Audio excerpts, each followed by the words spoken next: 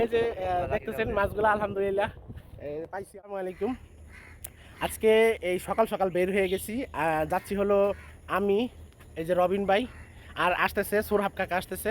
তো সোরহাব কাকা জাহিজাল দিয়ে মাছ ধরতে পারে, এই জন্য আমাদের বাড়ির থেকে একটা জাহিজাল নিয়ে নিছি। যদিও এই জাহিজালটা আমাদের না, আমাদের বাড়ির এক ভাড়াটিয়ার, তো সেটা নিয়ে নিছি।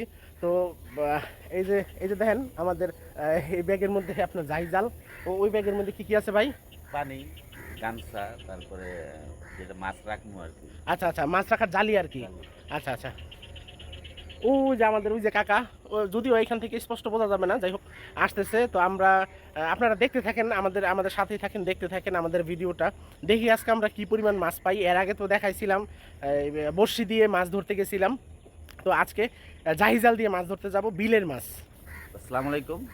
পুরো ভিডিওটা দেখবেন এবং অন্যদের দেখার সুযোগ করে দিবেন। আপনারা হয়তো